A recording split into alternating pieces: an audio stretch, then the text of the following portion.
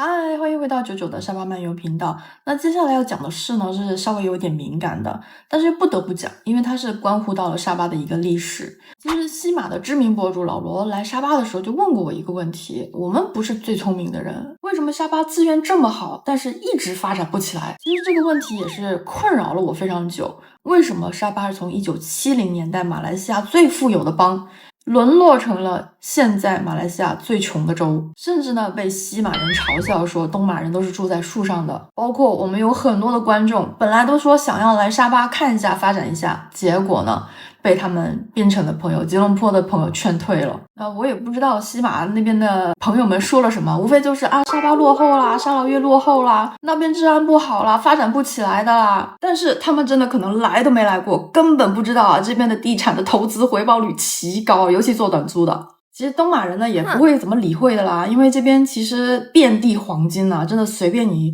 找一个合适的产业做的话呢，躺着赚钱。那我们都知道巴菲特老爷爷最喜欢做的事情是什么呢？就是捡烟头，就是已经趴在地上的价钱，然后你捡起来就有钱赚。沙巴这边呢有大把这样子的企业，找不到第二代接手，所以其实有非常多的商机。我们最近就在看着好几个，而且有一些呢是非常稳定的，几十年如一日都在赚钱的企业啊。但是第二代就是不愿意接手，那谁来接手？愿意回来发展的年轻人。那我作为一个外国人，也是一个旁观者，我也是希望找到所有这些问题的答案，寻找真相。其实几乎所有的沙巴人民，我只要是问到的，大家都知道这件事情。但是呢，你去问西马那边的民众呢，是几乎没有任何人知道这件事情。那我本来是不知道这件事情的，是有一次在跟一个沙巴本地的朋友出去游玩的时候，他在车上说，如果不是当时的双六惨案的话，那沙巴应该会跟文莱是一个富裕水平。我就说是什么样的双六惨案？他就说是当时沙巴的首长，也是一个卡达山的一个领袖啊，他就乘坐一个航班飞回雅比的途中呢，整个飞机被炸了。不单是沙巴的首长，还有半个沙巴的内阁成员，全部11人无一生还啊，所以是一个非常惨的惨案。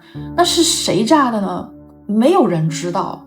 然后这个案子到最后呢就被封起来了，封到去年才开案。就是你有什么疑问的话呢，已经过了差不多47年过去了，那你这个死无对证，里面有非常非常多的疑惑。疑惑是什么呢？我们可以找一期专门来做这个啊。那因为是刚刚过了双六惨案的纪念日，所以呢是有一些新闻的报道，但是没有中文版的，所以我在片尾呢是会把这个中文版给放出来给大家看一下历史事实是怎么样的。所以大家记得看到最后。事情发生在1976年的6月6号，从纳敏起飞的一架飞机本来要飞到雅比，结果在雅比的上空爆炸，机上11人无一生还，包括了当时沙巴的首席部长敦法史蒂芬斯，还有将近一半的沙巴内阁成员。他这个空难发生的时间点呢非常蹊跷，就是刚刚好联邦在要求沙巴签署一份新的协议的时候呢，发生了这个惨案。那当时的首席部长呢是完全不同意的，因为大家读过之后，哇，简直是完版啊！95%的石油全部要给你。当时的历史情况大致是这样子，就是沙巴跟沙劳越同意跟马来亚结合成联邦之后呢，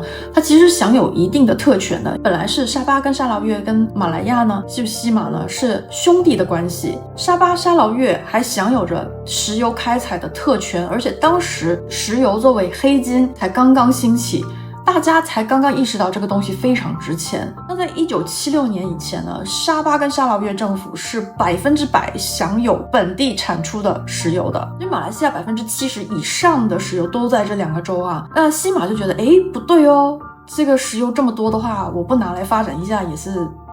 我们要统一一下，于是呢就跑去跟他们商量，要求兄弟沙两兄弟，他说我要你95%的石油，你给不给？不给啊，就发生这些事情了。那当时被炸死的首长呢，其实他是完全不同意，他觉得说这太过分了，那应该把80%的石油留在沙巴本地，只给你20%。但是在双六惨案之后，莫名其妙的代理首长他在空难发生后的第8天就跟马来亚西马那边签署了充满沙巴人民权益的不公平的协议。这本来沙巴跟沙劳越都以为跟西马那边是要结成兄弟的，没想到变成了奴隶，这比当年英国拿的资源还要更多。就现在不是有40%的税收，沙巴正在争取把它拿回来吗？你想100%的税收全部都先给了联邦，然后联邦呢可能返回来一点点，1%、5%这样子的的税收返回来发展沙巴。但是沙巴跟沙劳越，它每年的收入是大于它的支出的，但是你一摊平到整个马来西亚之后呢，是变成了负的5%。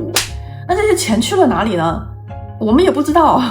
有知道的小伙伴请在下面留言啊。那双六惨案是沙巴独有的，沙劳越听说在同一时期也经历了非常多的灾难，有知道详情的小伙伴请在下面留言。我是之前读到了一个观众的留言才知道说那边同时间也是经历了不少的这种幺蛾子事件，最后的结果就是2个本来资源最丰富的小弟，结果变成了最惨的。然后大哥虽然没有特别多的自然资源，但是他的发展就是比2个小弟要快很多。那前段时间安华不是来了这边过卡达山的丰收节吗？但是我觉得他好像说错话了，因为他就说啊，这40%的已经拨给你了。结果呢，就有一个律师跳出来说，40%钱在哪里？你收到160多个亿，我们现在好像只收到60亿，而且之前的那些40%在哪里？钱呢？没有看到啊。我也是希望西马政府那边呢，赶紧打多点钱啊，发展一下沙巴这边路很烂了。台湾旅游博主肉鼻头来了之后呢，他骑摩托车那个车牌都被震掉了。希望西马联邦多多益善，把本应该属于沙巴人民的钱还回来多一点点，要不然的话这民怨。你知道我去那些小贩那边跟他们聊天的时候，他们都说啊，你知道政府他现在连这个小贩的钱都不放过，说要 e-invoice， 每一笔账都要走到联邦那边去，然后每一笔 transaction 都要算这个税。他们本身就是人对人的这种交易，如果经过了这个比如说红码扫码，然后还每一笔 e-invoice 的话，那就是这些小贩生意也不用做了。我希望说宽容一点啦，这边的人民已经挺惨的了，东马人民的利益都已经被拿走很多，已经把西马发展的非常漂亮了。那下一步就希望政府能够真真正正把资源回馈到帮助建立繁荣西马的东马身上。那空难呢，去年解密出来呢，就是说是因为飞机超重，还有这个飞行员他飞行的时间太长了，太过疲惫，所以造成了这次的空难。但怎么解释都觉得怪怪的。如果真的是这样子的话，为什么要锁47年才解封这个案子呢？而且说是超重哈，但是在飞机起飞之前，有几个人是特地被副首长的助理叫下了飞机。那这件事情呢，因为我也只是个外来者，我也不能说是做任何过多的评判，只不过就是我遇到的所有的沙巴的人民呢，他都知道这件事情发生对谁是有好处，对谁是造成了伤害。伤害到的就是沙巴人民的利益，而且是巨大的利益。副首席部长拿督杰菲里·吉丁案在周四参加了1976年的双六悲剧周年纪念，要求全面披露杀害沙巴最高领导人的空难情况，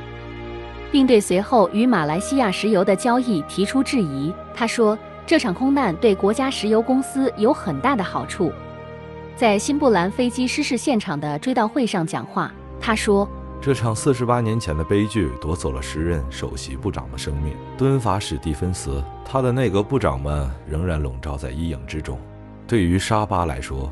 ，66空难令沙巴人失去我们的领导人和一半内阁成员半壁江山，同时我们也失去了我们的石油。1976年6月6日坠机后事故发生后的第2天下午，副首席部长哈里斯·沙列宣誓就任沙巴州新任首席部长。这个沙巴临时上任的新领导层非常配合地与 Petronas 签署石油协议，剥夺了沙巴州的权利和收入。我仍然心想，6月14号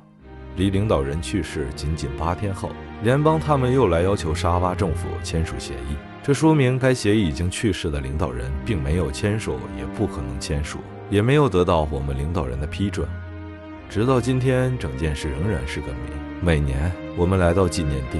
不仅记住那些遇难者和他们的家人，还有他对沙巴的影响。